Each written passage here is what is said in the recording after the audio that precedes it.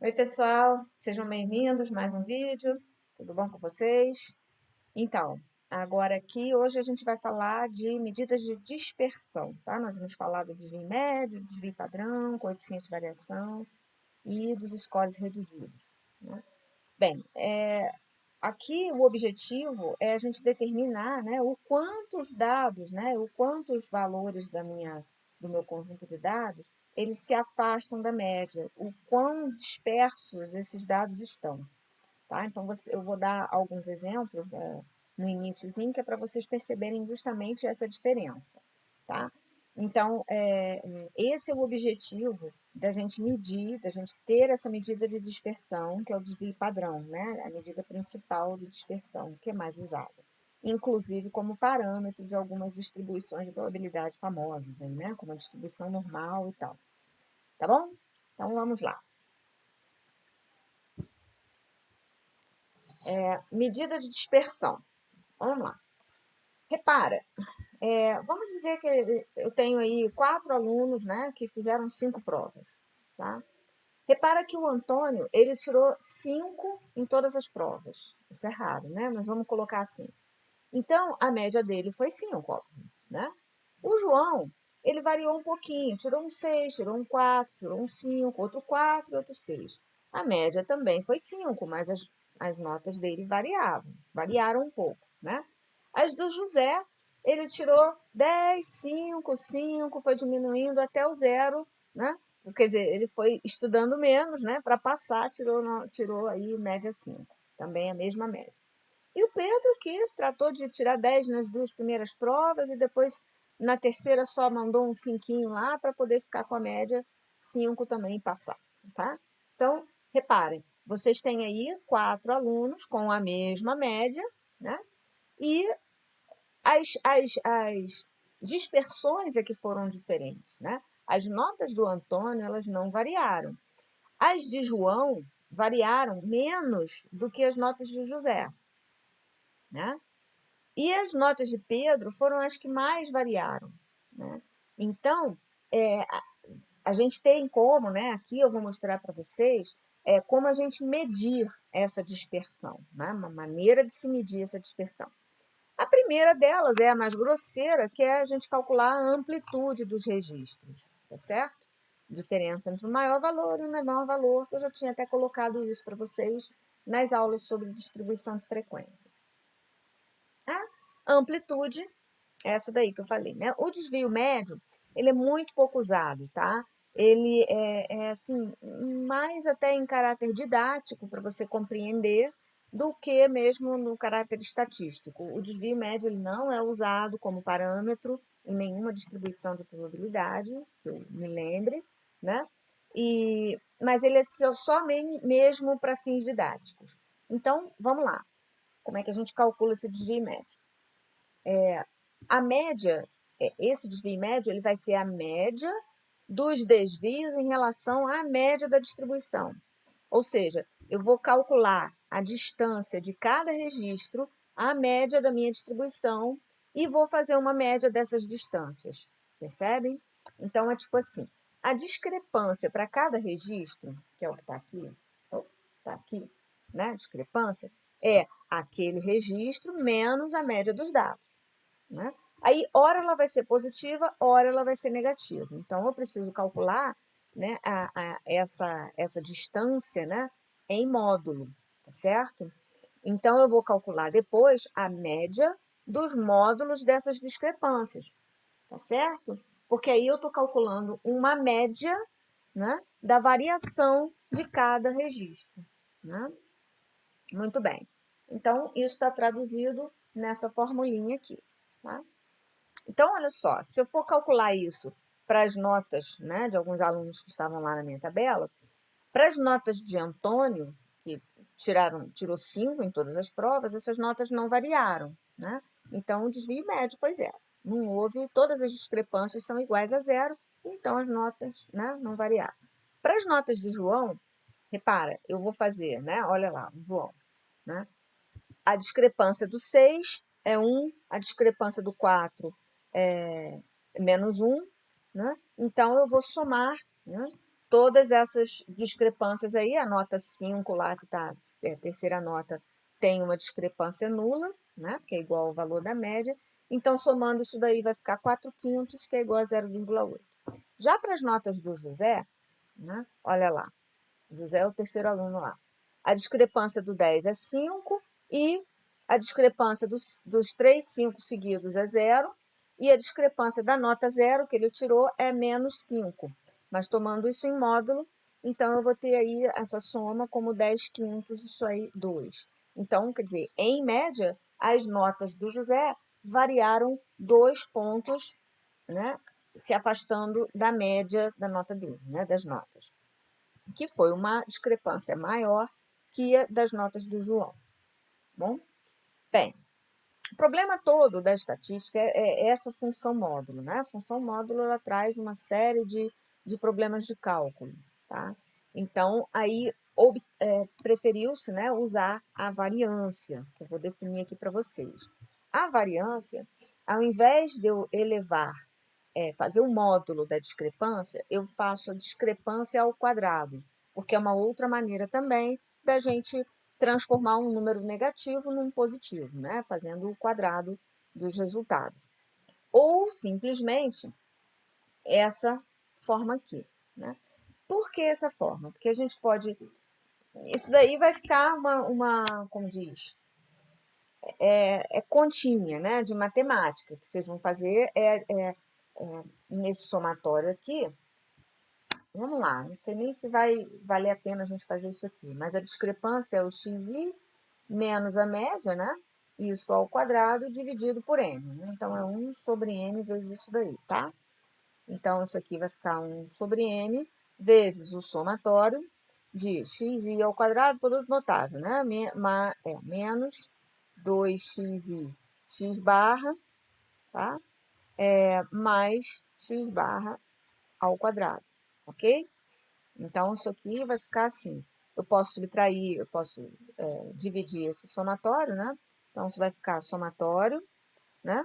De x ao quadrado. Opa, peraí. Cadê aqui desenhar?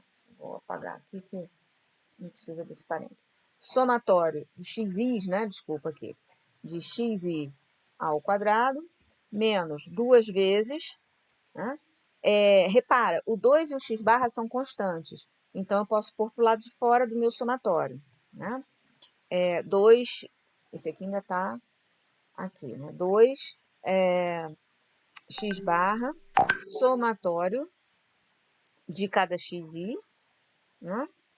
Mais x barra ao quadrado, somatório de 1, porque é o que sobrou no meu somatório.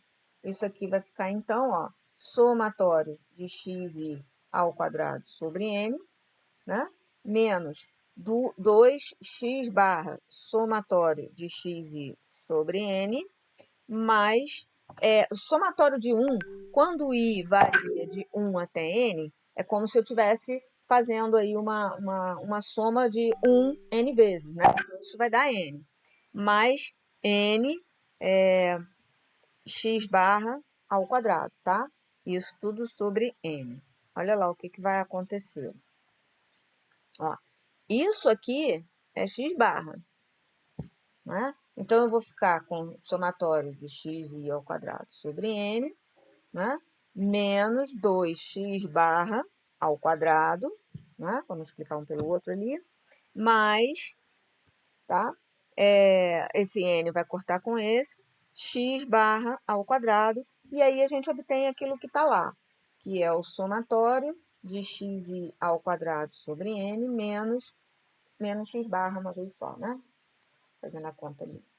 Menos x barra ao quadrado, que é, tá? Repara que é essa fórmula aqui. Repara que o n tá como denominador só desse somatório aqui, tá? Ele não é denominador do x barra ao quadrado, da média ao quadrado, tá bom? Bem, aí eu vou ter que fazer uma observação a respeito dessa variância aqui. Eu estou usando essa letrinha, mas na verdade eu deveria usar S. Não, me desculpa, na verdade é isso mesmo, esse sigma, essa letrinha grega aí, tá? Sigma ao quadrado. o S, que às vezes vocês podem ver isso também como desvio padrão, tá? Ou variância, né, se ele for ao quadrado, note o seguinte, quando a gente está calculando a variância de uma população, vamos supor que eu tenho lá minha turma dos alunos, minha turma lá de matemática discreta, por exemplo, aí eu calculo lá a média dos alunos e eu quero ver o desvio padrão, ou quero ver a variância dos meus registros, para ver se as notas estão variando muito ou não. Então, toda aquela sala ali é a minha população, né? Então, eu vou fazer a variância dessa forma aí. Agora, se eu quiser calcular a minha variância, né, de uma determinada amostra, de novo, para fazer alguma inferência sobre a população de onde eu extraí essa amostra, ou seja, para eu tirar alguma conclusão a respeito daquela população com base numa amostra, aí sim é que eu vou usar o que a gente chama de estimador, que é o S ao quadrado. Se vocês forem lá no Excel, né, existe uma fórmula para calcular a variância, para calcular desvio padrão, mas ele diferencia lá quando é populacional e quando é amostral. Esse aqui é o populacional. O amostral, que é esse aqui, a diferença vai ser isso aqui, né? O somatório de cada discrepância dessa ao quadrado, só que a diferença é o n menos 1, tá bom? O denominador, ao invés de ser n, eles deixam um grau de liberdade aí, eles tiram um desse denominador, né?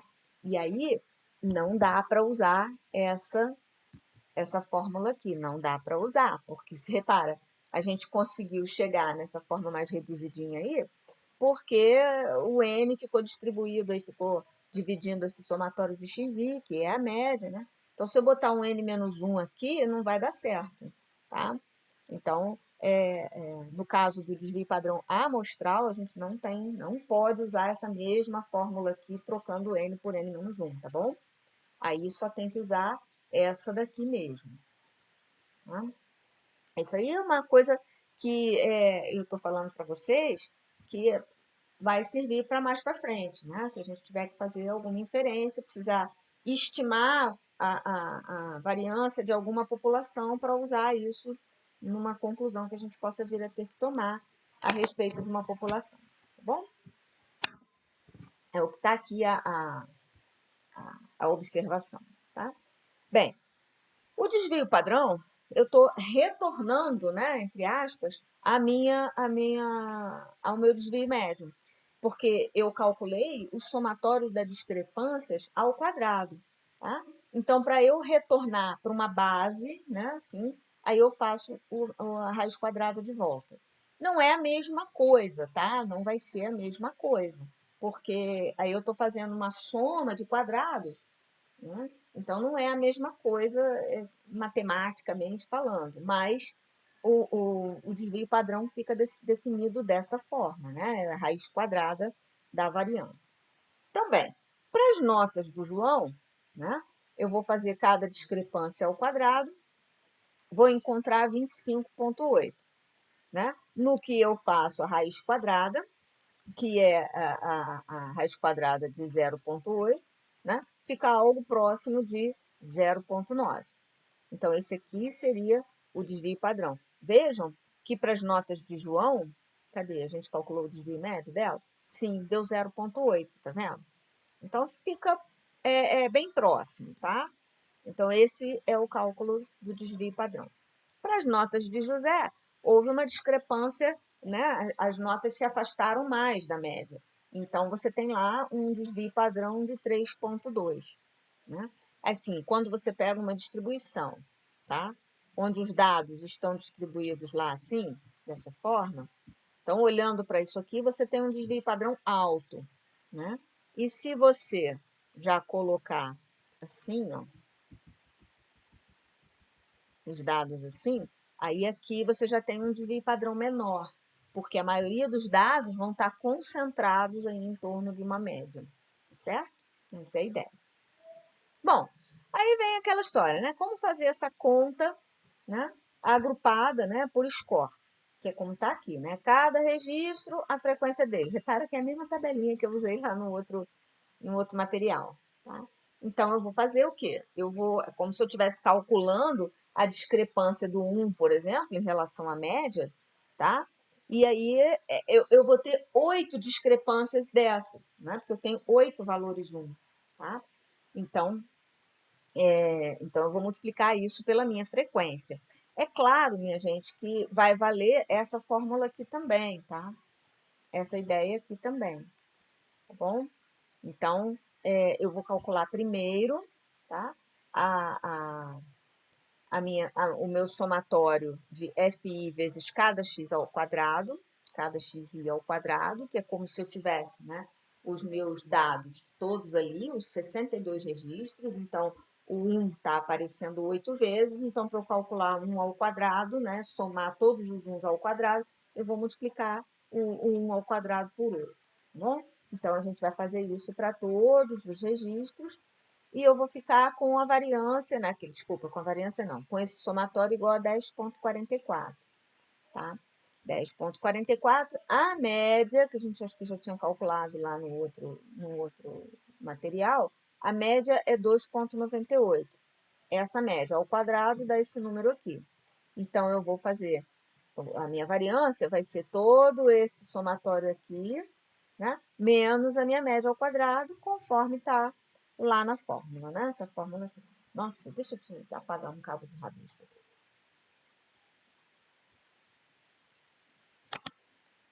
Né? Como está nessa fórmula aqui, ok? Eu tenho que subtrair desse somatório todo a média ao quadrado. Então, está lá o resultado, desvio padrão 1,25. Aí, para dados agrupados no intervalo, né, vai fazer a mesma coisa, com a diferença de que eu vou pegar o ponto médio, assim como a gente fez para o cálculo da média, tá? Então, eu não vou ficar aqui repetindo como se faz, né? A continha é básica, tá bom? Aí, 1,24 é o meu desvio padrão. Bem, coeficiente de variação, né?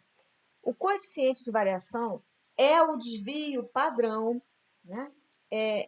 Assim, como que eu vou dizer? Em proporção à minha média, tá? Então, é como se eu dissesse assim, aqui tem um exemplinho interessante. Depois vocês podem ler aí o tipo do exemplo e aí vai ficar mais claro para vocês. Mas vamos colocar assim, se eu tenho um grupo de dados aí, tá?